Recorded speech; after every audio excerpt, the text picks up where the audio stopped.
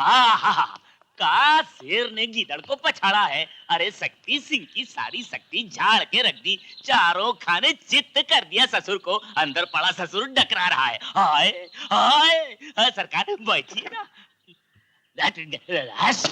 तांगे में बैठिए ना।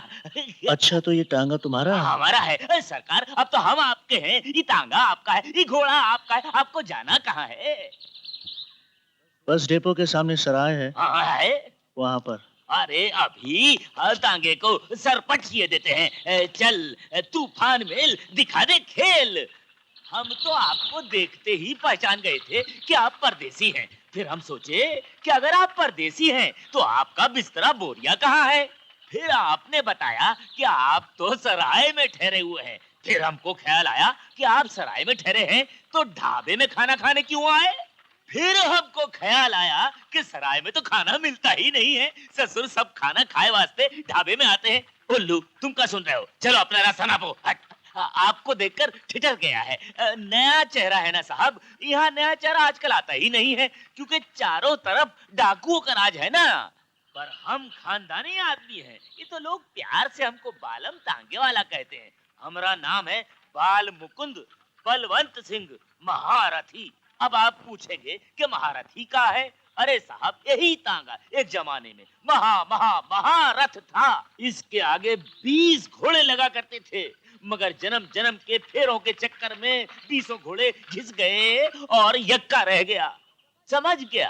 अब आप पूछेंगे यक्का कैसे रह गया? इसका भी बहुत बड़ा इतिहास है। और इतिहास बस है। बस बस बस बस बस बस बस। एक बात पूछूं? अरे साहब, एक का एक डजन बात पूछो, अभी तो बात स्टार्ट हुआ है। तुमने टाटिया भील का नाम सुना है?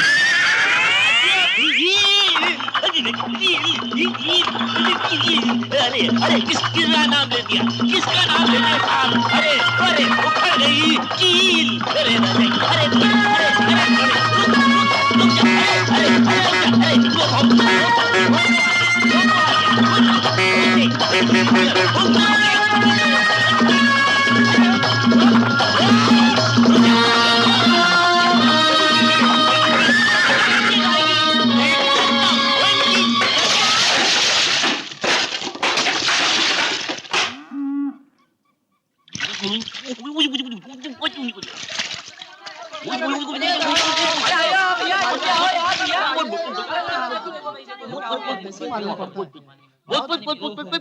देखो यार, देखो देखो।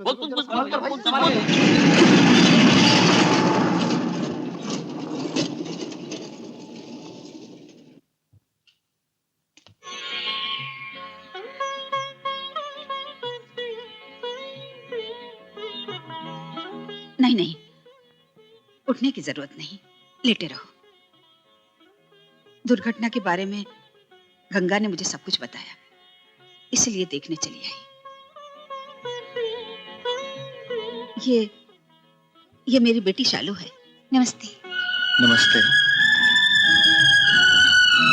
अच्छा, ये तो बताओ कि तुम कौन हो, कहां से आए हो और कहां जा रहे हो? जी, मेरा नाम विजय है। इस बस डिपो के सामने जो सराय है, मैं वहां ठहरा हूँ। कुछ दिन ठहरने का इरादा है। जब तक तुम अच्छे नहीं हो जाते यहाँ से नहीं जाओगे। इसे अपना ही घर समझो। शालू बेटे जी, तुम मार्केट चली जाओ और सराय से इनका सामान ले आओ। अच्छा माँ जी। जी, मेरी वजह से आप लोग क्यों खामखा तकलीफ उठा रहे हैं? इसमें तकलीफ की कोई बात नहीं। गंगा मेरी बेटी की तरह है, तुम्हारा पूरा ख्याल रखेगी। अच्छा, मैं चलती हूँ।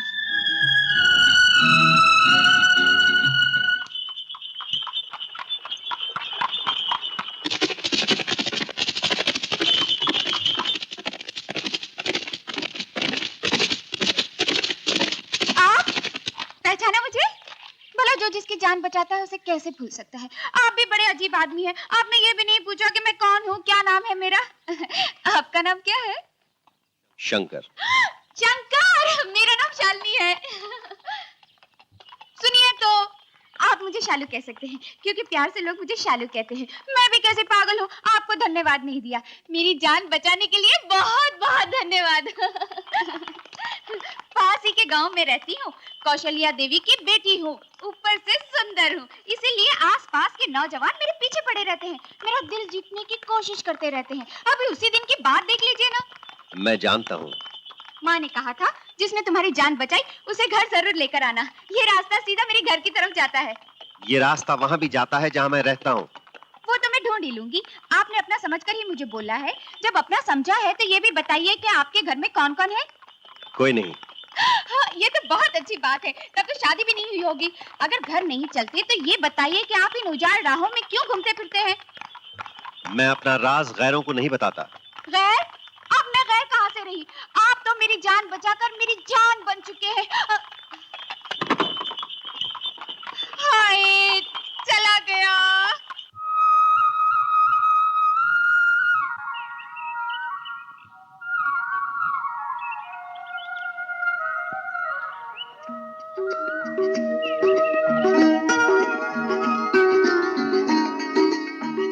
सच्चे मन से की हुई सेवा का असर पहली बार देखा है मैंने।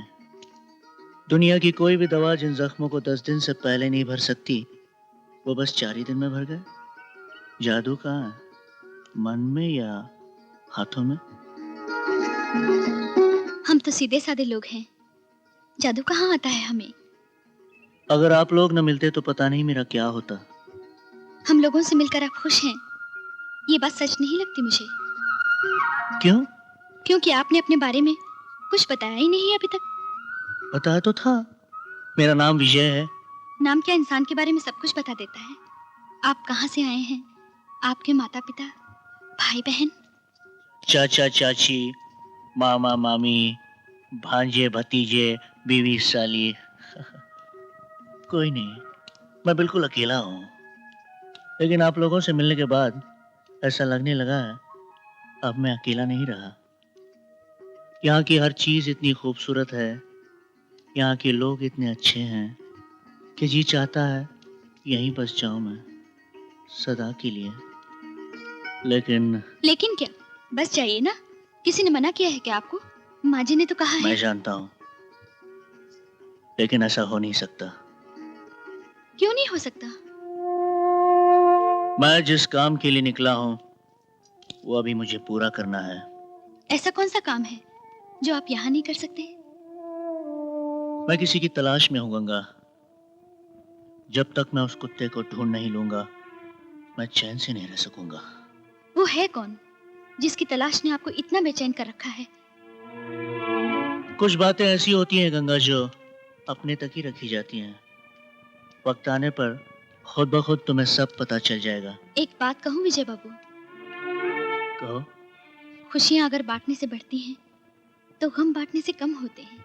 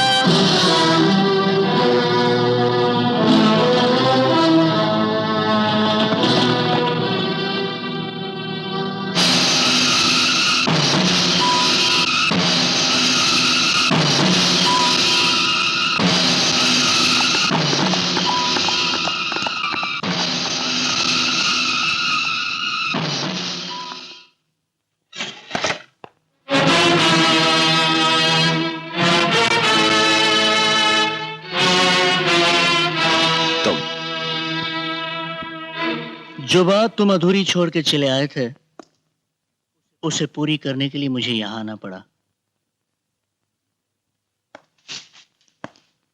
अगर मैं ये कहूं कि मैं तुमसे बात नहीं करना चाहता तो? अगर तुम सचमुच ऐसा कहोगे तो शराफत के नाते मुझे यहां से चले जाना चाहिए, लेकिन मैं जाऊंगा नहीं। एक बात बताओ, टाटिया भील की तस्वीर देखकर तुम्हारा चेहरा सुर्ख क्यों हो गया था? तुमने अपनी जेब से कोई चीज निकालकर टाटिया भील की तस्वीर से मिलाई थी। क्या थी वो? और टाटिया भील से तुम्हारा क्या वास्ता है? ये सब तुम क्यों जानना चाहते हो? तुम शायद टाटिया भील को अच्छी तरह जानते नहीं हो। वो एक बहुत ही खतरनाक डाकू है। इंसान का खून उसके लिए होली के रंग के बराबर है, और न जाने वो दिन में कितनी बार होली खेलता है। वो अभी अभी जेल से भागा है। तुम शिकारी हो कहीं, इनाम के लालच में तुम। रुपयों की मुझे परवाह नहीं, मुझे टांटिया चाहिए। उसकी गर्दन पे रखा हुआ जो इनाम, वो नहीं। अपने तजुर्बे के बिना पर तुम्हें आगाह कर देना मैं अपना फर्ज समझता हूं। शेर, चीते, हाथी, रीछ, हो सकता है तुमने बहुत से खतरनाक जानवरों का शिकार किया हो, लेकिन 2 पांव का ये जानवर टाटिया भील इन सब जानवरों से ज्यादा खतरनाक है। बेहतर यही होगा कि तुम उसे कानून के लिए छोड़ दो। कानून? कानून सबूत का मोहताज होता है, और सबूत तहकीकात का, और तहकीकात किसी वर्दी पहने हुए इंसान की अकल की मोहताज होती है। ये कानून उस दिन कहां था जिस दिन टांटिया भील ने मेरे घर में घुसकर मेरी मासूम बहन का खून कर डाला?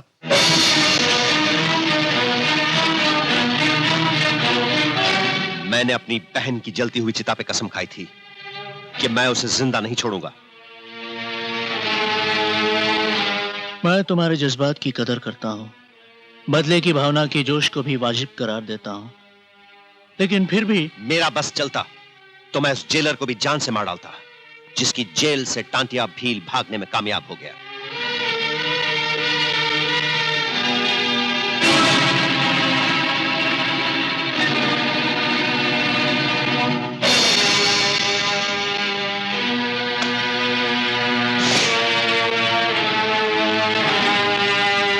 मेरा नाम विजय सक्सेना है, एक्स जेलर सेंट्रल जेल, जिसकी जेल से टाटिया भाग गया।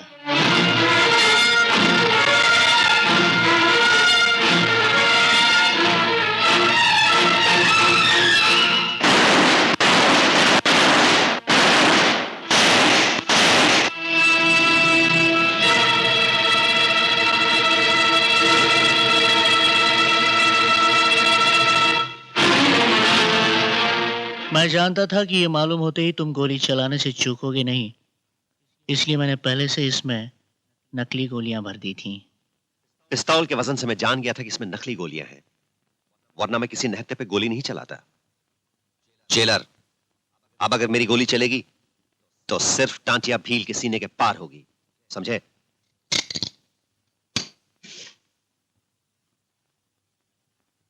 गोली नहीं चलेगी, क्योंकि मैंने भी कसम खाई है, जैसे भी हो मैं टाटिया भील को जिंदा पकड़कर उसी जेल में वापस ले जाऊंगा।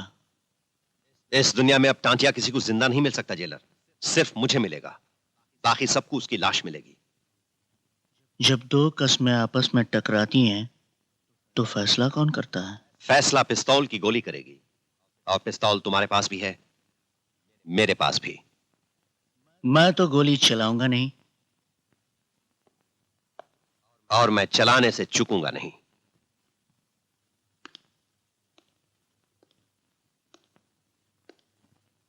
अगर टाटिया और तुम्हारी गोली के बीच मैं आ गया तो फिर 2 गोलियां चलेंगी। फिर तुम्हारी हर गोली को पहले मेरी गोली से टकराना होगा।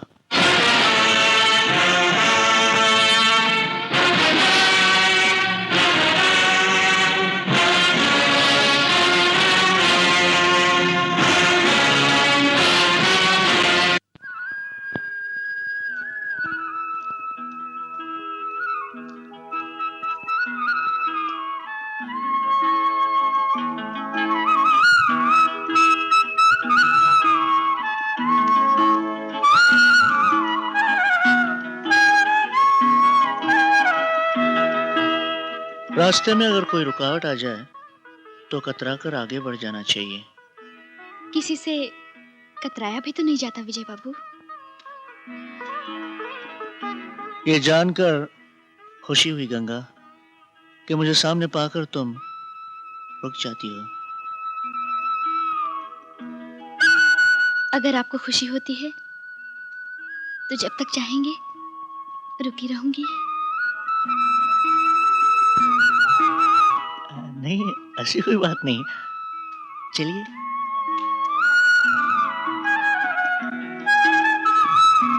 साथ चलने वाले को साथी कहते हैं ना? साथ किसे कहते हैं पता नहीं विजय बाबू। मेरा तो सिर्फ एक ही साथी है, अकेलापन। ऐसा क्यों गंगा? तुम चाहो तो गांव का हर जवान तुम्हारे कदमों में होगा। मैं तो हैरान हूं तुम अब तक अकेली क्यों हो? किसी ने तुम्हें सजाया क्यों नहीं? दुल्हन बनाया क्यों नहीं? शहनाई ने तुम्हारे माँ बाप भाई बहनों को रुलाया क्यों नहीं? किसी ने तुम्हें डोली में बिठाया क्यों नहीं?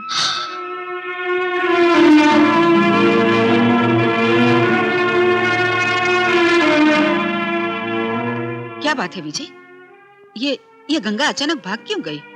समझ में नहीं आया माँ जी।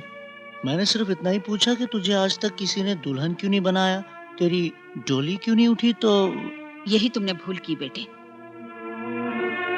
गंगा के मन में ये बात तूफान उठा देती है और कई दिनों तक उसकी आंखें बहती रहती हैं।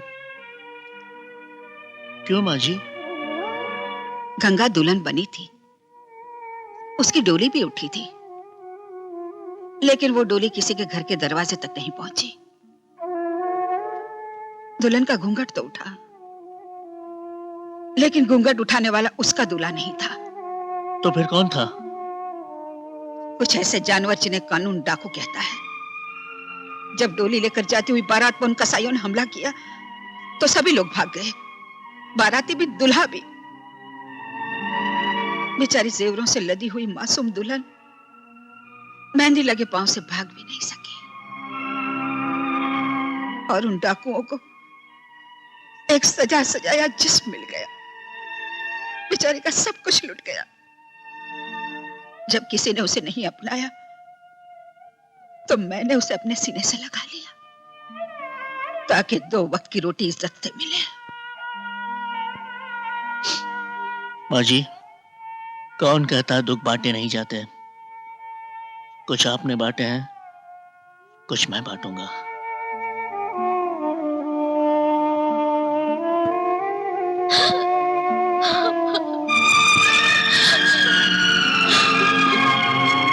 गंगा,